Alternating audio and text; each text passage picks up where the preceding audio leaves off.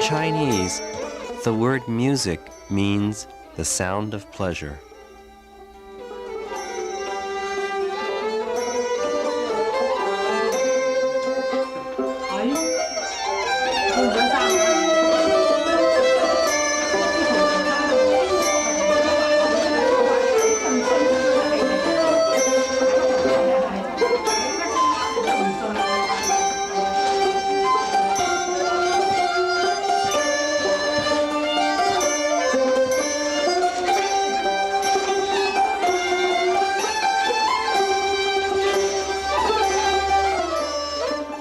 As you walk through Chinatown, you can hear Chinese music coming from behind closed doors.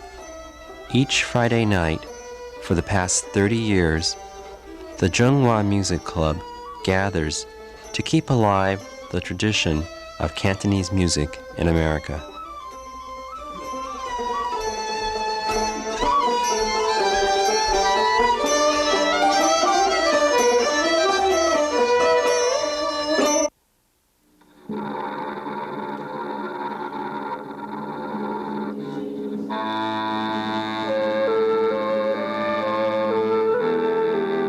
Composer Eddie Wong teaches classical music and Chinese music in San Francisco.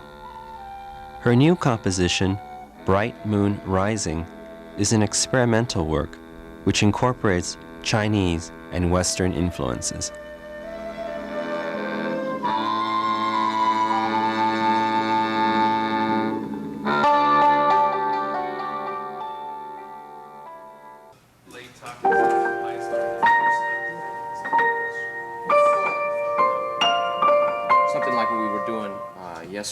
Pianist-composer Jon Jang is an innovator, exploring Chinese music as he develops an Asian impressionism in jazz. This is the story of a culture in transition, of the old and new Chinese music in America.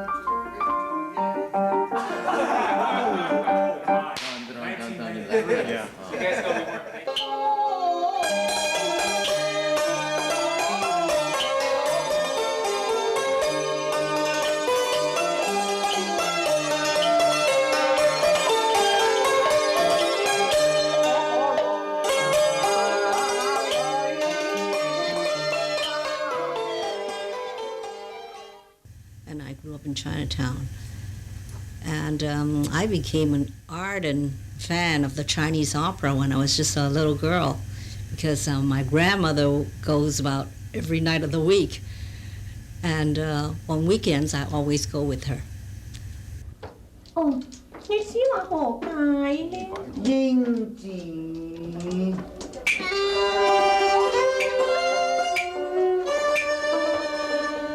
當年話別咁多。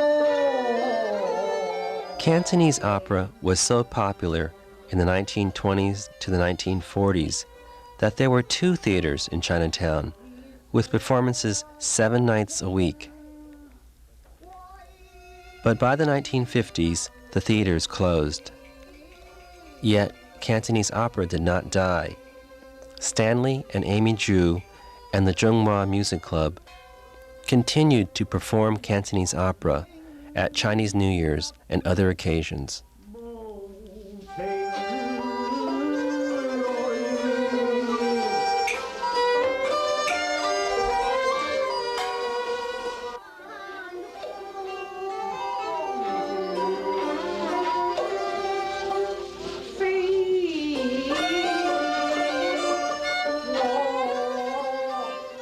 There's a revival of Cantonese music now, also Chinese opera in Hong Kong.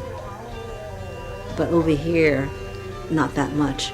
Maybe once in 2 or 3 years we have an opera troupe here. Oh yeah, we'll continue, but it's not as popular as it was before, because I remember all through the years when we had the Chinese New Year celebration and when we had the 10/10 celebration, we always participate and play Chinese music during the celebration. But until the last 5 or so years, It's been taken over by popular Chinese music, and we don't play it anymore. So that's the death of the Cantonese music in Chinatown. Celebration, I mean, you know. Right. But the clubs are still surviving. There's about 4 or 5 Chinese musical clubs here.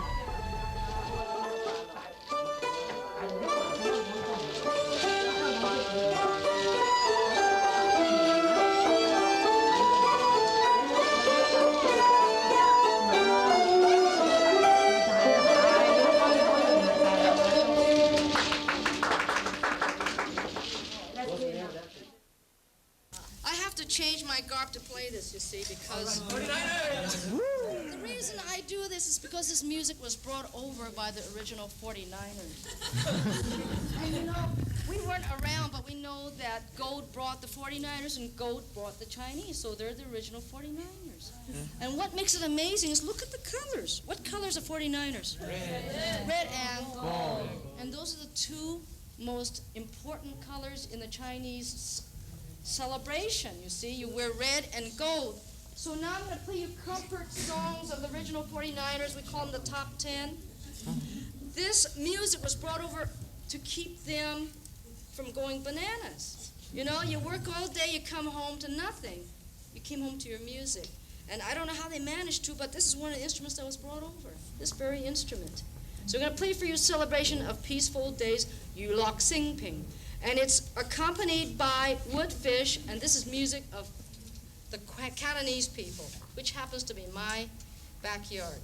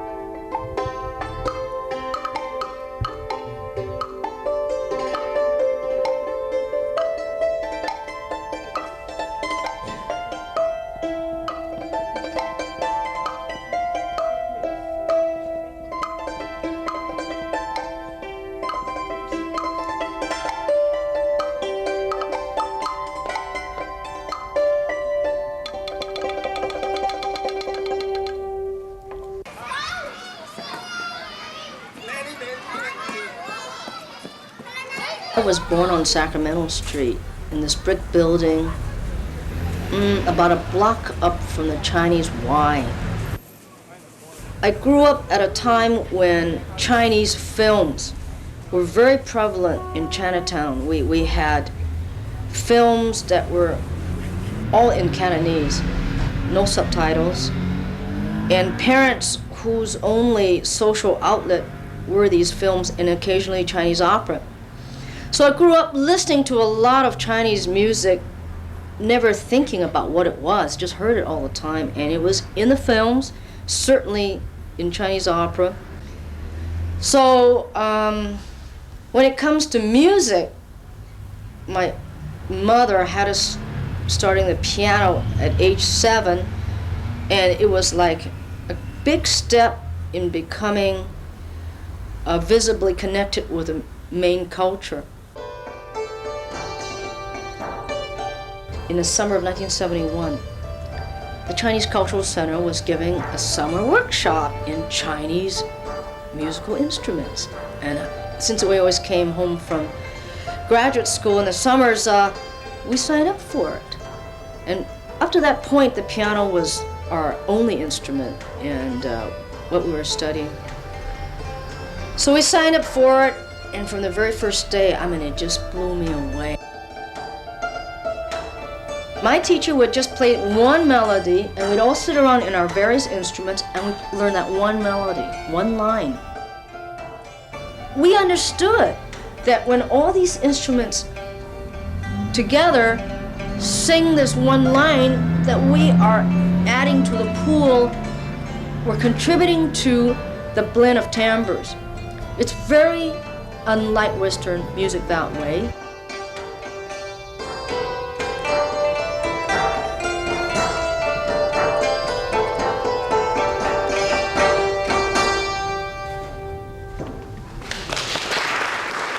First thing I'll say about Cantonese music is, even though it's basically written around the 5-tone scale, the Cantonese style makes a great deal of use of the two missing pitches, the 4th and the 7th, which forms the complete scale. For instance, can I demonstrate to you on the piano? Now, for instance, the hammered dulcimer or the butterfly harp is tuned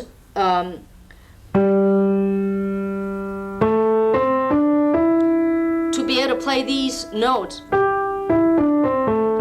And the ancient Chinese zither, in fact, is still tuned this way. All the strings that you see on a Chinese zither are tuned to. So you strum just the strings, open strings, that's what you get. Now, the hammered dulcimer gets more than that. It has the 4th degree. Here's the 4th degree, 7th degree. So you have the entire scale. Now, this is how Celebration of Peaceful Days goes.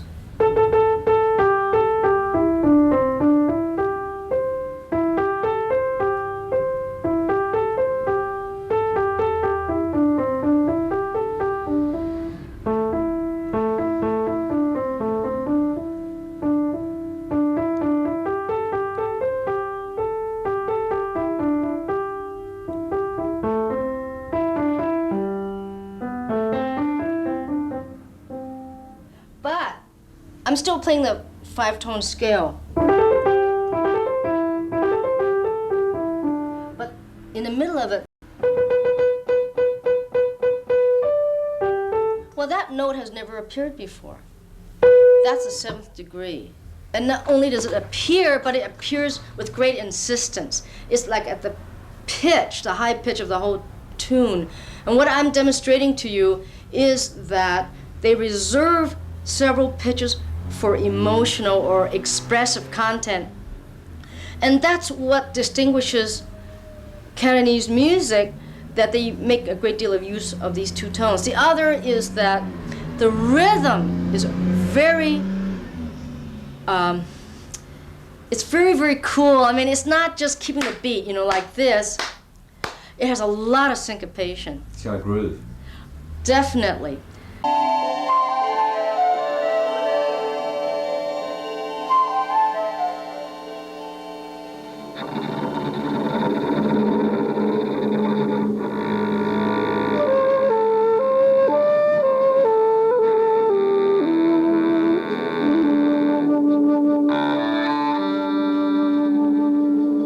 No, the entire piece is based on one ancient melody, which follows the Chinese practice of composition.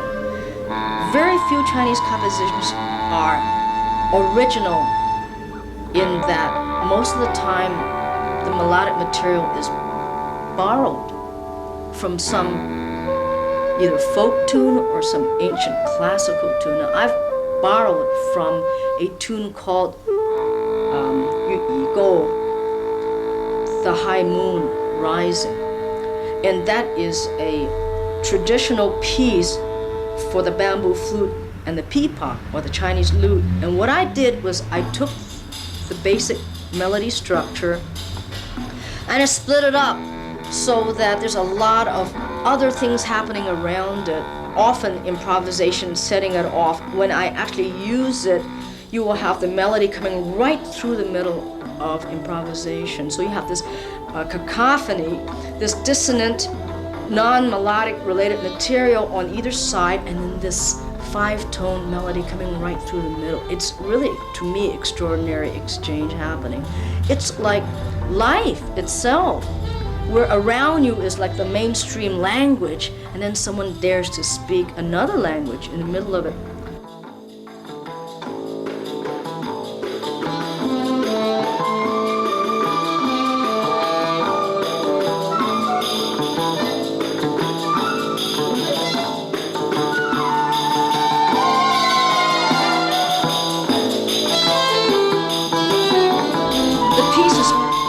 Originally inspired by 3 poems.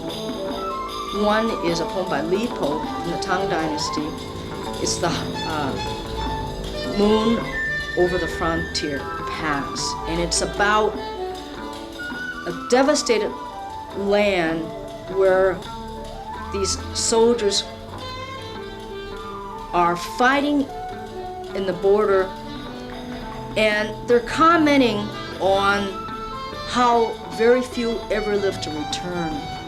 And the poetry is just so stark, and it's in the ancient rhyme, so that with very few words, you feel this lifelessness.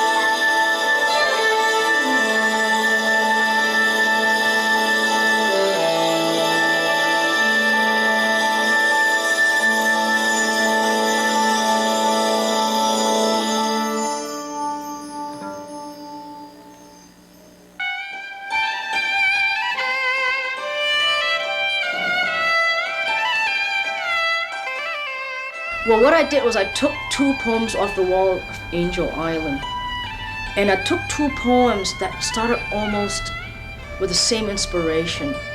There's 2 men from 2 different villages looking out in the moonlit night. Now they're behind bars because at that time it was an incarceration center, and their thoughts are of the village. And now we're talking about a village that's separated by thousands of miles because they've come to America. It's also the same thing where it's a matter of man's inhumanity, either by actual physical battle or being treated like prisoners. And we're hoping, that people will come and understand that this is a contemporary message. What I'm saying is that can we actually learn from our own mistakes, both historic and immediate, that what we do comes back to revisit us.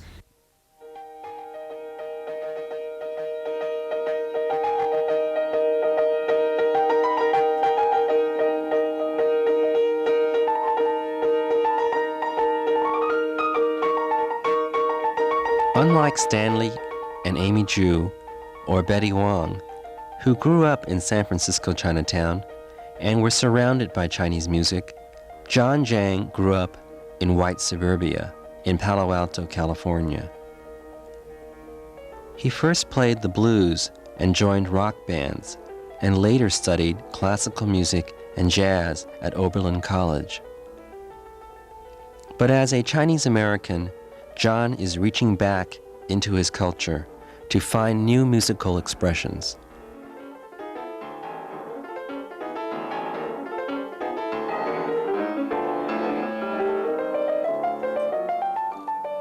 many of my influences are impressionists. That is, people that create sound portraits of nature, such as, well, if we look at the European tradition, there's Messiaen, Olivier Messiaen, mainly the French Impressionists, Ravel, Debussy. At the same time, in the African-American legacy, there's people like Duke Ellington and Billy Strayhorn, I mean, who've utilized, you know, different kinds of harmonies to create those kinds of colors, color chords, I guess. Now for Asians, you know, I find in Chinese music, at least some of the Chinese classical music, and also I hear in the Yang Qin, I hear a lot of different colors that, you know, and there's a utilization of the pentatonic scale, and, you know, as a kind of ornamental and very, you know, there's a flow to it. I don't know exactly, but I'm beginning to see, you know, what I want to try to do is to create a kind of Asian Impressionism. And to do that, I need to take a very serious study of the music at this point.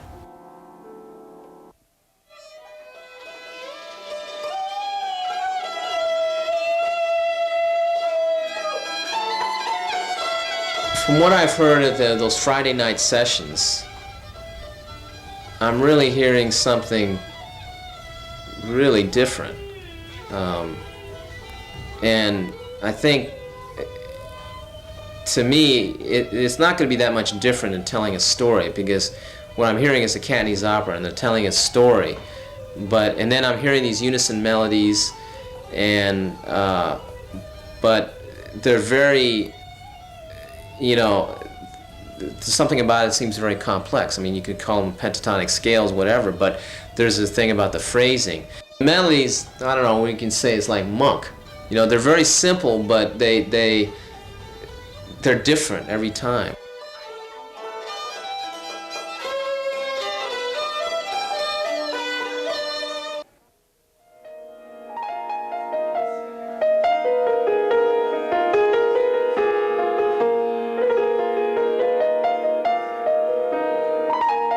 Both like African and Chinese language are tonal languages, so there's not that kind of fixed pitch.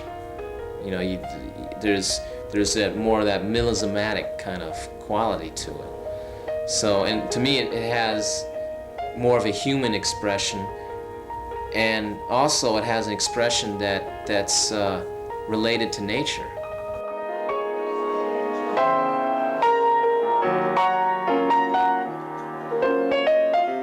We like to close with a Chinese traditional piece entitled The Butterfly Lover Song, which will feature Jim Norton on flute. Thank you.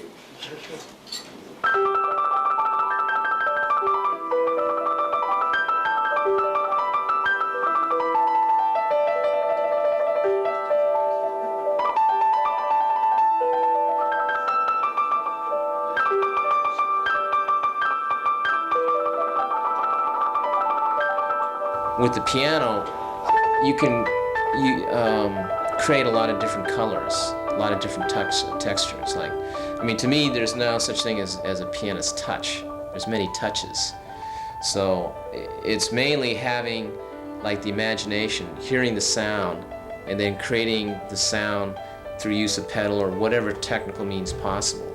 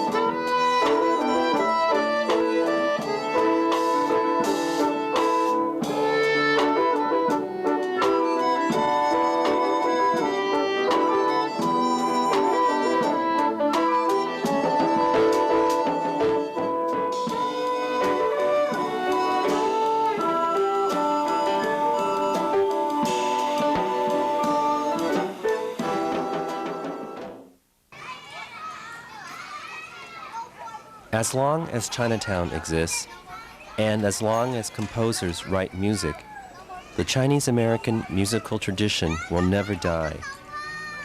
As Eddie Wong and Jon Jang draw inspiration from generations before them, the sound of pleasure will continue in new and different ways.